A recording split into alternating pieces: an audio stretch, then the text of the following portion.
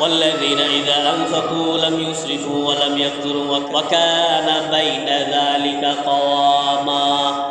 আল্লাহ তাআলার বান্দা যদি আমি আপনি দাবি করতে চাই তাহলে আমাদের মধ্যে আরো গুণ লাগবে। তন্মধ্যে লাম ইউসরিফু, অনর্থক খরচ করা যাবে না। অনর্থক খরচ করা বলে হুজুর অনর্থক কি? অনর্থক হচ্ছে বিবাহ শাদীতে গায়ে হলুদের অনুষ্ঠান হচ্ছে অনর্থক। জোরে বলেন, গায়ে হলুদের অনুষ্ঠান হচ্ছে কি? অনর্থক, যার মধ্যে কোনো সওয়াবের আশা তো নাই, বরং জাহান্নামে যাওয়ার আশঙ্কা তৈরি হয়। গায়ে হলুদের অনুষ্ঠানে গল্প করে বলে যে আমার মেয়ের গায়ে হলুদের অনুষ্ঠানে 100 নারী আইছে, 100 মহিলা আইছে। কি আইছে? 100 মহিলা, সবাই হলুদ কাপড় পরুয়া। মাঠের মধ্যে একেবারে সাউন্ড বক্সের গানের আয়োজন করে মেহেদি দেওয়া হয়েছে। মেহেদি আরো কি কি হাবিজাবি দেয় না? বলে যে এগুলো দেওয়া হয়েছিল একেবারে মানে গর্ব করে বলে। কি করে বলে? বলেন আমরা হুজুররা যারা গায়ে হলুদ ছাড়া অনুষ্ঠান করলাম, বিয়া করলাম, আমাদের বিয়া কি শুদ্ধ হয়েছে কিনা?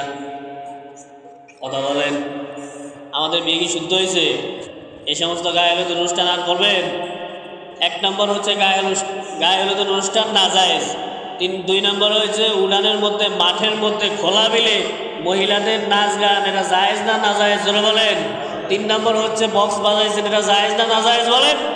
একটা বিবাহের মধ্যে 1000টা নাজায়েজ কাম করে হুজুর দিয়ে দোয়া করে যে হুজুর বিয়া শেষ, এবারে বিয়ার মধ্যে বরকতের দোয়া করেন। কি করেন?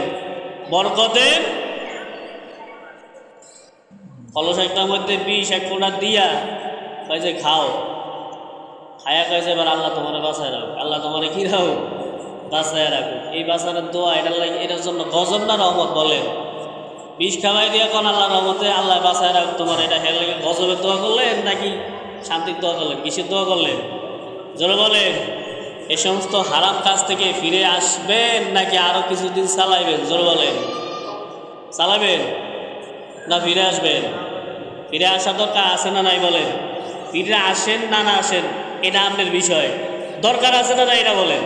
আমি আপনারা বলি না গায়ের হলুদ অনুষ্ঠান করেন না, তবে আপনি এটুক বলেন যে এটা থেকে বাঁচার দরকার আছে না নাই? জোরে বলেন, আরো জোরে বলেন। যারা কন নাই এরা বেশি করে করেন, সমস্যা নেই, আমার কোনো সমস্যা নেই। তবে এটা সাক্ষী দিয়েছে যে ফিরে আসার দরকার। এর আপনি ফিরেন না ফিরেন এটা আল্লাহর লগে আর আপনার লগে সম্পর্ক, যান আমার কিছু করার দরকার। তাহলে ওয়াল্লাযীনা ইযা আনফাকু লাম ইউসরিফু ওয়া লাম ইয়াকতুরু, একটা তো হচ্ছে খরচের মধ্যে অতিরঞ্জিত করে না, যেটা বললাম। আরেকটা হচ্ছে যা খরচ করার দরকার সেটাও করে না। সেটাও আমাদের বাংলাদেশি এলাকা 3 বেলা ভাত খায়। 3 বেলা কি খায়? এবার আপনি ফ্যামিলির মধ্যে নতুন সিস্টেম চালু করলেন যে আমার মাঝে খানা চলবে 1 বেলা, খানা চলবে 6 বেলা, 1 বেলা। এটা আপনি ফ্যামিলির উপর অত্যাচার করছেন, জুলুম করছেন। এটাও করা যাবে, বেশিও করা যাবে না, কমও করা যাবে না। তাহলে আল্লাহ আপনি কয়ে দেন, তাহলে কি করুন?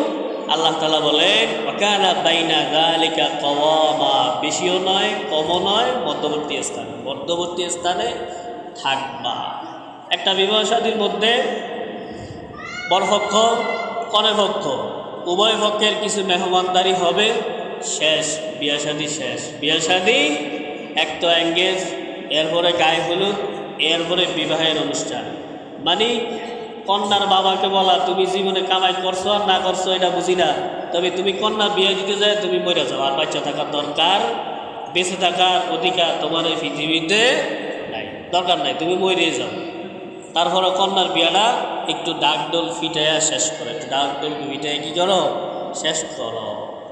হায় হায় কত জুলুম যা আমরা মেয়ের বাবার উপরে করি, এটা আর বলার অপেক্ষা রাখে না। তাহলে খরচ বাড়ানো যাবে না, কমানো যাবে না। আল্লাহ বললেন যে মধ্যপন্থা থাকো, যেতটুকু লাগে এতটুকু করো, যেতটুকু লাগে এতটুকু করো। আর যদি বেশি করো তাহলে তুমি আমার বান্দা না, তাহলে তুমি আমার কি নয়? বান্দা নয়, তুমি মিথ্যা দাবিদার। তুমি কি দাবিদার? মিথ্যা দাবিদার। والذين لا يدعون مع الله إلها آخر ولا يقتلون النفس التي حرم الله। রহমানের বান্দা হওয়ার জন্য আল্লাহ তাআলা আরো কিছু শর্ত শরায়েত দিতেছেন। তার মধ্যে একটা হচ্ছে লা ইয়াদউনা মা'আল্লাহি ইলাহা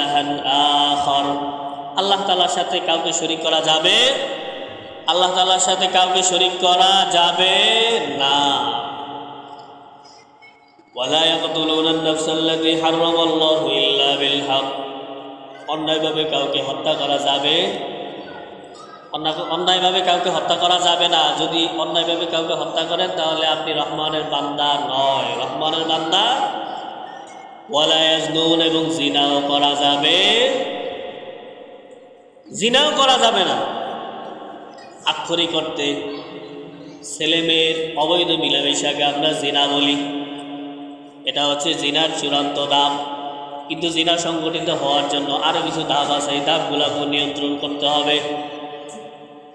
নিয়ন্ত্রণ করতে হলে তখন আমাদের সামনে আসবে পর্দার বিধান। কিসের বিধান? পর্দার বিধান আমাদেরকে পালন করতে হবে। পর্দা ফরজ নাকি ওয়াজিব না সুন্নত? বলেন। ফরজ। তাহলে পর্দার দরকার আছে না নাই? বাড়িঘরে আপনি পর্দার ব্যবস্থা করে দিবেন। আপনার মেয়ে যদি প্রতিষ্ঠানে যায় সেখানে পর্দা মেনটেন করে যাওয়ার জন্য আপনি ব্যবস্থা করে দিবেন, অন্যথায় আপনি গুনাহগার হবেন, বাবা হিসাবে, বড় ভাই হিসাবে।